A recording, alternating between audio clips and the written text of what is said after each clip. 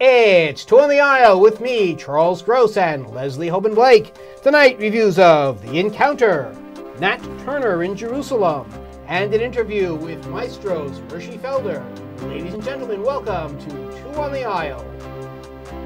And good evening, Leslie. Good evening, Charlie. I'm so excited about tonight's show. Yes, where we have a guest who I know you're going to enjoy. Hershey Felder. Hershey Felder, who's kind of created his own niche. He has, indeed. Doing famous composers. Yes, yes. And he's going to talk about his current show, Maestro. Absolutely. But in the meantime, we have a few shows to review. First of all, The Encounter on Broadway. I'll give that to you so you can hold it up. With Simon McBurney, who created the show and is the show, basically. It's a one-man show. Yeah. About, the plot is, I think, a photographer for National Geographic who gets lost somewhere in the woods. And his experiences in the Amazon. In the Amazon, Yeah. and basically enhanced by sound effects. In fact, the whole audience wears earphones. It's an immersive experience. Yes. And it's a very strange experience. It And is. This is the set. What you see Simon McBurney in the middle. This is a picture of, we'll get you a better photograph of this, but this is one of his microphones. It looks like a human head. Right. You hear one thing in the right ear, you hear one thing in the left ear simultaneously. And he gives you a demonstration before he gets into the story. And you feel like somebody is behind you. So I was tempted to turn around several times. And this looks like giant egg crates. It looks like the back of a recording studio for sound projection. And then that's it. We don't have any B-roll of it, probably because there isn't anything to show, really. Well, there is something to show, you just can't Hear it. Really, but not the way you'll hear it. That's right. Now, of course, but I should point out, any time we show something on television, it's not the same as a live theater experience, and this is no exception. So it's a very clever concept. It's a very clever idea. Problem is that the play that it's built around is really not very interesting. It goes on and on and on. Yes. The guy is lost. He meets a group of possibly pygmies. I'm not sure, but anyway, they're natives. It's Right. Brazil, the Brazilian Amazon, and he winds up. They pull him deeper and deeper in, and there's some sort of, you think it's going to be some sort of life-changing experience, and it is, but not what you think it's going to be. And in the middle of the play, his like 5-year-old or however old his daughter keeps calling him. Well, Simon McBurney's daughter Yes. keeps calling him, and he keeps coming out, of course, that it's all a construct, and it's not Simon McBurney's daughter, but it's to keep us guessing what's going on. It's not very long. It's 2 hours. It was 2 hours? Yes. So yes, it is very long, and there's no intermission, and it's not very coherent, and it's... I didn't know it was 2 hours. Yeah. I must say it seemed more like 70 minutes to me. Now, that's strange for me. No, it seemed like 2 hours to me. Okay. And then some. Maybe I dozed. Occasionally, I don't know. I would not have been surprised. But you know, here's why. I'll tell you why. It's a bit soporific to hear sound in your ears that's that close to your head. You know, I know people who use earphones to go to sleep at home. So when you're having that sound right inside your head, it's no longer an experience. It's a different kind of... I mean, he's really talking inside your head. Nothing wrong with that. Although, had I known, and if I could have, I might have bought my own pair of earphones, which would probably have been a little more comfortable than the ones they gave. The earphones they give you are all right. But I found it to be very loud. Wearing them for 2 hours, well, that's the other thing. You can't adjust the sound. You can't adjust the sound, and that was bad for me. I have extremely good hearing, and it really came out as very loud. Yeah. And I thought so I went like this a lot because it was so loud. So that was off-putting. You know what? I use this phrase a lot on things. It's a one-trick pony. Even though a lot is going on, it's still a one-trick pony. We're going to put earphones on. You're going to hear a lot of different sounds. And you do. And I agree with you that the story was not the most compelling of stories. I started to think of how this might be used in some other, arrangement. And I know he took years to put this together. And he took the time to, when we were applauding, to say, please applaud my sound people because this is really them. And he's right. Now, I've seen 2 other McBurney things. I saw the chairs that he did with his Complicité company. And there was another one-name show. I don't recall what it was, but it was it had a whole company with it. And he's like a MacArthur genius kind of person. He goes his own way. He does his own things. So this is his own thing.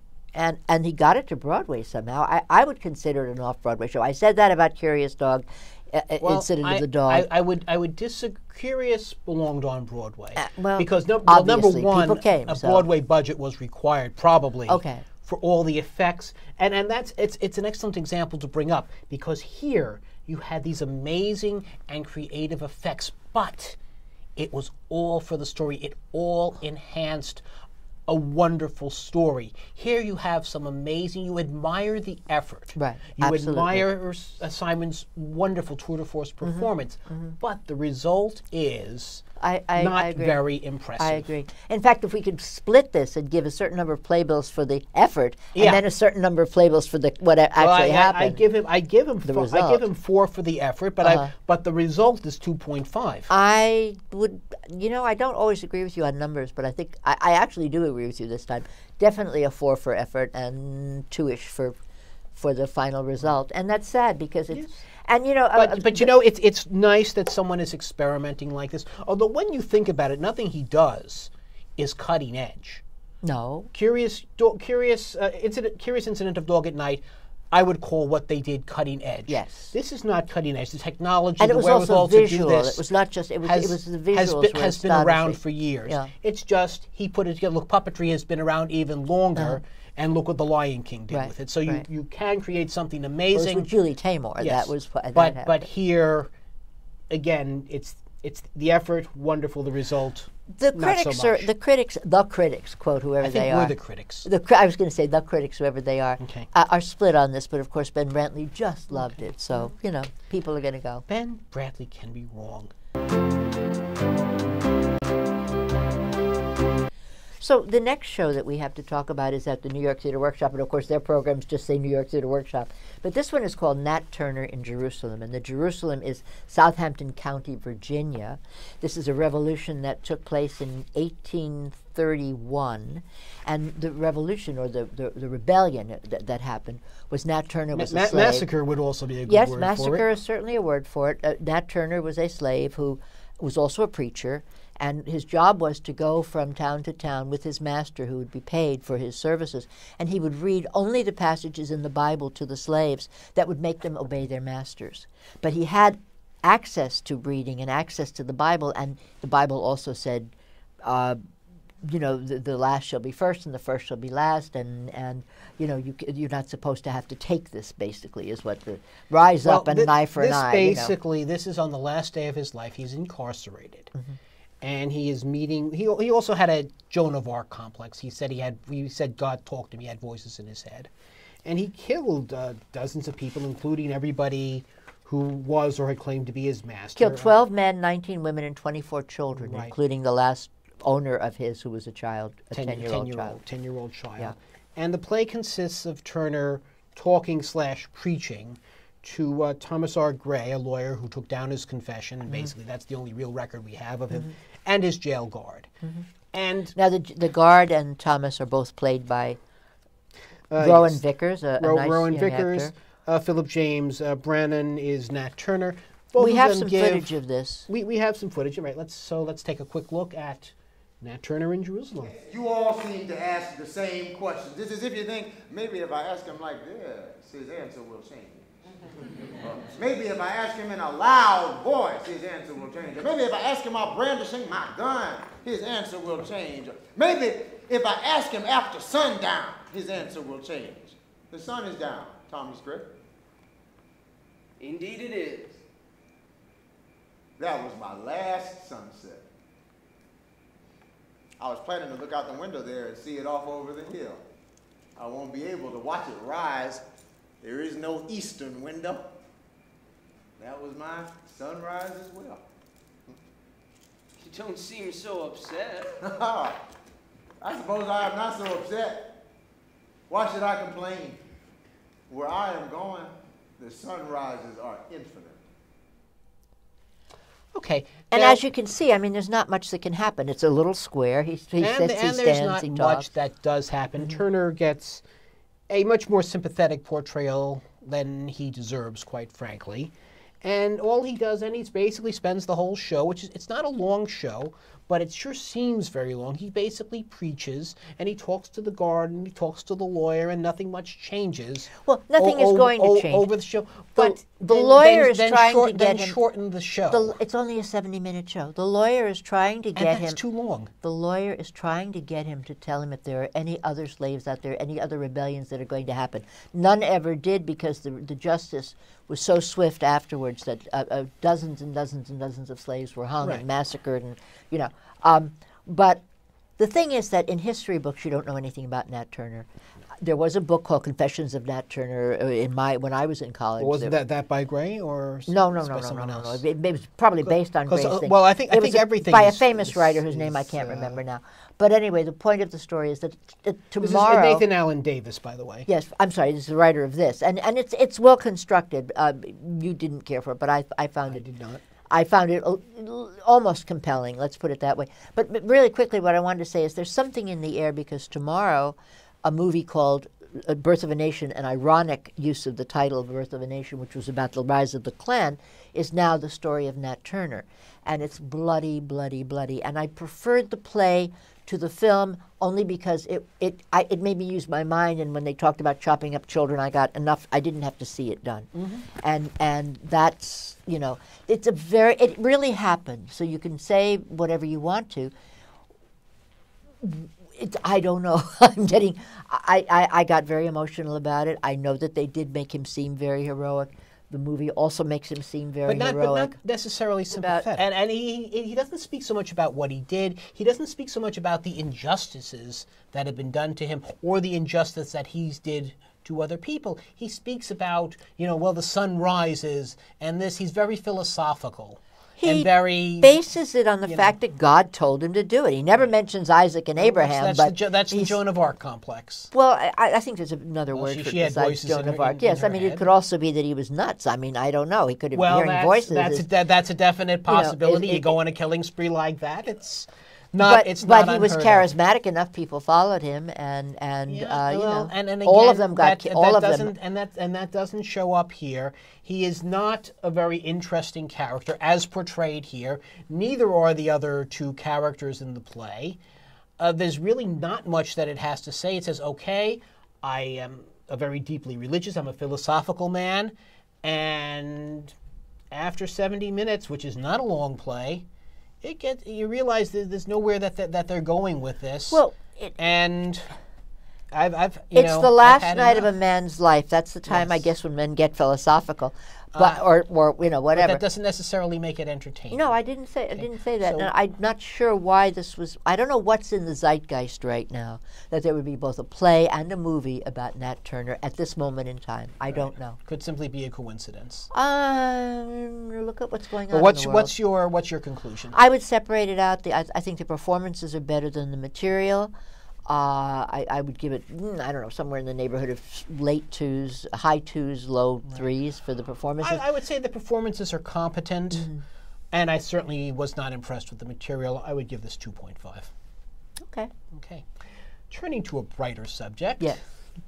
Our guest for this evening is Hershey Felder. He has made a career of portraying famous Jewish composers. Indeed. His current show is Maestro, playing at the 59th Street Theater. Which is the life of Leonard Bernstein. Yes. We had a good opportunity to review this a few weeks ago, and this evening we had the opportunity to talk with Hershey about it. Now, there are lyricists who use the word love a dozen times in a love song. Sondheim brilliantly doesn't use the word love even once. So the sound of love has to be in every single note. A tritone. An augmented fourth, because of the way it sounds, also known as the devil's interval. I want her, I need her, and because this is a love story, the devil's interval has to resolve. I need her, Maria. I've just met a girl named Maria, and suddenly that name will never be the same to me. Quickly, it's a show where you you play the maestro, Leonard Bernstein. You tell us the story of his life, which is that he would much rather have been known as a composer than as a conductor. And then you play him. You talk about him from young manhood into all the way through his career. It's less that I talk. I mean, that's what it appears to be. But what I have really done is I call it theatrical impressionism. This idea of taking elements from a person's life to create a portrait rather than telling a story, because there's a lot I've left out. Now, none of what I've left out would make a difference if I told it. You know, it would just repeat things. The idea is really to pick character traits that actually ultimately amount to a whole, you know? And you do your own piano playing live in the show. Yes, which is apparently a very different thing, you know, and I'm only finding this out now. I thought that, well, you know, somebody was talking to me. Richard Maltby came the other night. He's doing Madame Suzatska now. They're doing it with Garth Drabinsky in Toronto. This should be interesting, Yes. Very. especially if this comes to New York. It could be Is he really directing? dramatic. As a writing it? Canadian, you have a special He is- interest in that. Yeah, Yes. well, or as a person not in jail. In Garth, yes. Yes. Is he directing it? No, I think he's doing the lyrics. And we were just talking about it in the lobby after the show, and I said, so your pianist is going to play? He says, no. And, you know, I mean, Hugh Jackman didn't play when he did the Peter Allen piece. So, you know, Beautiful didn't play. And it's interesting. I think that's part of the thing that, I don't want to use the word makes me unique, because I'm not particularly unique, but makes me just a little bit different, is that I am a trained actor, and I grew up acting, and I am a trained pianist and a composer. And blending these things was the sort of freaky thing. And you have to go back to Rachmaninoff, who said never conduct in an orchestra and play the piano at the same time in the same concert. Why? Because the musculature is different. You know, when you're doing, this kind of conducting thing, it's a very specific kind of musculature. When you're at the piano, things have to be loose and in control, and that has been the crazy thing in all these pieces, is trying to combine musculature of things that are not supposed to work together. When you say all of these things, the previous show, which I did not see, was the Irving Berlin show. Well, there's Berlin and Chopin and Gershwin. This is and kind of a Beethoven. niche for you. So Well, yeah, why not? why not? I mean, Why well, not? Indeed, it's a great idea. A niche. Well, look, the thing is you do it, and if people come, God bless. And so it started, and all over the country, people do come, and they come big, long runs, big houses, and here in New York, it's been wonderful. We've been sold out every night since the beginning. We extended. The unfortunate thing is that theater throws you out because they have a season, so we're only able to extend another 8 and something just another week. You wouldn't look for another theater yourself? Well, the problem is I'm booked. Oh. I mean, I am looking for a year from now, not for this show, for Berlin, because I think Berlin is very much so broad New York show and a very different side, a much more lovable character, How did you fall into this ditch? I love the way, what I heard was, how did you fall into this ditch? Okay, not quite what I Well, wanted to ask, Enunciate, but Charlie, enunciate. It was brilliant. How did you fall into this ditch? he was riding a city bike. The truth is that I didn't really think this would be anything. It was a curiosity. I always acted. I always played, and I knew that being a concert pianist, because that's what I grew up doing, was going to be a lifelong commitment, sitting behind a piano, and I'm a social person. Now, I still practice my 6-7 hours a day, especially with the repertoire I have to learn, but there is a certain kind of crazy that goes into being a solo pianist, that it's a monk-like way of life. It just is, and it's constant, and there's never, and you play concerts, and the pressure is enormous. I wanted a way to talk to audiences at the same time, and not just lecture, but be characters and do these things that I do. And so this sort of fell into my lap, 20 years ago. The Gershwin became a success, and all of a sudden said, what are you doing next? Now, what are you doing? They still ask me today, Bernstein, this is wonderful, what are you doing next? Or, I think you should do Cole Porter. Nah, not me, We'll leave that to the Gentiles. Well, I was going to say. well actually, Bernstein talks about Gershwin in your show. He does, and he actually... And that was complimentary. Yeah, he was complimentary that he thought Gershwin was a great tunesmith, but he did not particularly... It's not that he didn't like Rhapsody in Blue. He liked it and played it all over. It's that Bernstein had a side to him that needed to diminish. And this I knew from people who knew him. It was Mike Nichols, who actually was the one who told me to do Bernstein's show. And he told it to me in Chicago. He was doing Spamalot, and I was doing Gershwin, another theater, and we were living a floor apart in the hotel there. how we would meet after the show in the lobby, in the bar. And a couple times, 3, 4 times he did it, and he said, "So they laughed by you tonight?" I said, "Not much." He says, "Me neither." And the next day, "Did they laugh?" Yeah. He says, when Elaine May, were doing shows, we used to chase around Broadway to find out where they were laughing. And he says it was always a sickness. He says, across the board, people wouldn't laugh. Across the board, people would laugh. Maybe it has something to do with the air pressure, what's going on in the city. But at any rate, he said to me, "You need to do Bernstein." I said, "Why?" It was such a deplorable character. He says, "You need to do Bernstein." "Why?" He says, "You've got that Jewish thing going on." I said, "What does that mean? Is it the nose?" He says, "Not necessarily. It's just that Jewish thing. You too have that Jewish thing going. You not so much." I'm only half Jewish, so that's why you don't see it. Like Windsor Brown. Yeah. So it, and I said, and then he says to me, "But he was terrible." And I said, "Okay, well, He said, we were walking down Fifth Avenue when I was a kid, and he had his arm on my arm, and Mike Nichols was 100 feet tall, and Bernstein was 100 feet short. I mean, he was tiny. He was 5 foot, literally 5'4", 5'5", and he said he had my arm in it, and he said, "Mike, we know you're talented. We have no idea at what, but we know you're talented." And he said he had that sort of propensity to diminish, and that's what he does with Gershwin's Rhapsody. He says, well, it's a great hit tunes, but it's hit tunes in search of a composition. And he actually wrote that in his book. But you did something interesting with not just Rhapsody, but a number of other songs that Bernstein was involved with, and that was to bring in the Jewish element. Speaking of that, the Jewish music, the tonalities, the klezmer aspects. Look at the majority, the bulk of his serious composing.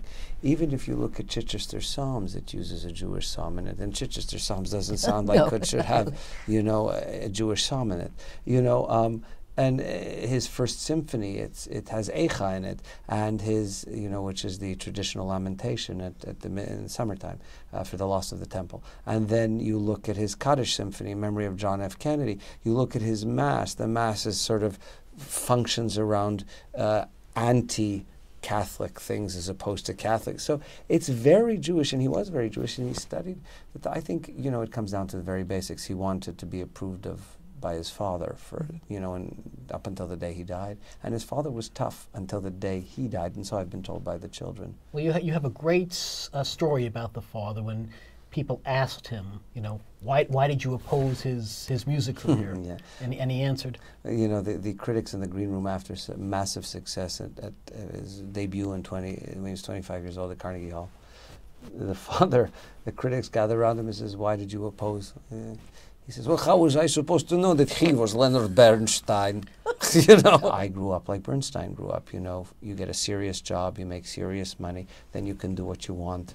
You always need something to fall back on, that thing. Now, my parents were very supportive. They weren't negative, but I'm still a first generation. So I didn't grow up with what the second and third generation grew up with in New York, whereby already the parents were taking their kids to concerts. You were going to the New York Philharmonic from the time you were a child. You were going to the young people's concerts. You were doing those kinds of things. No, I was going to school and studying in yeshiva and practicing piano and being serious. And so I know what it was to have been. That's the part of Bernstein I really do understand. What was the most surprising thing you learned about him doing this show? I think I was very hurt by the lack of generosity he showed to his wife. That's why I wrote the piece in the end, because while he comes across as troubled but sympathetic, I think the children were grateful to me, and I felt a very deep feeling for her, what she must have lived through. And somebody, I won't say who, because somebody who is, the child of someone famous, but not the Bernsteins, wrote to me and said, what a difficult life that must have been, because for all their own inner torture, they didn't get to be Leonard Bernstein. And I thought, that, and I wrote her back, I said, that's the most beautiful writing. And that's really the case, that the children and Felicia didn't get to be him. They had to live in his shadow and yet live with that difficulty. But isn't that true of any genius? Isn't that what happened with Picasso's family? And sure. The horrible, there's a phrase for it, I can't think of it, never mind, it'll come to me tomorrow. And of course, when you don't need it, it'll be just fine. But I feel... The monstre sacré. Yeah, monstre sacré, yes.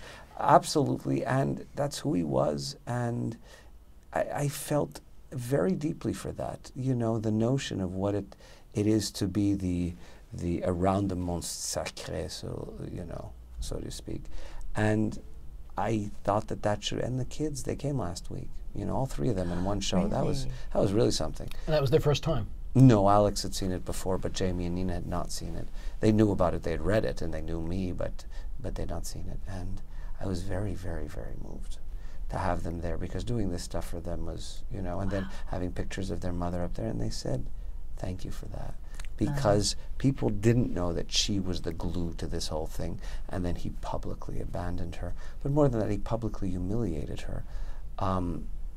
You know, see, in today's world, maybe it'd be less of a humiliation if somebody came out or whatever it is, but then it was a real issue and a serious business, you know, especially such a public couple. In New York, they were ambassadors, Every Tchaikovsky, which is your next show. So this is out of whole cloth, basically? You're creating? It's well, a whole cloth in terms of a theatrical piece, but not whole cloth in terms of what happened. And no, but of course. Yeah. But it's a rough story, that Tchaikovsky. It's not easy, and the music is so great. And unlike Bernstein, where he's lecturing about music, this one is actually a great composer. So it's the suffering of a great composer, and that guy suffered and then died, and nobody knows how. And he wasn't even Jewish. And when will that be? When and where will we see that? The first is San Diego Rep, and it starts January 11th. So I'm in the midst of putting this together and practicing like a maniac. So I go on the Bernstein set, and I'm at the piano playing symphonic reductions or piano reductions of the symphonic works. Is big, lots of big fingers. You know. Real quickly, where can we see you performing Bernstein as Maestro? Bernstein is 59 East 59th here in New York, down the street. And that's running through? Now we're running through. We've been extended October 23rd, and that's when they throw me out because I have another production. But it's been a real joy to be in New York and meet all these wonderful people. And it's been a real joy to have you. Thank you. Thank you very much. Thank and you. that is our show for the evening. When you go to the theater, look for Leslie and me, us too. On the aisle.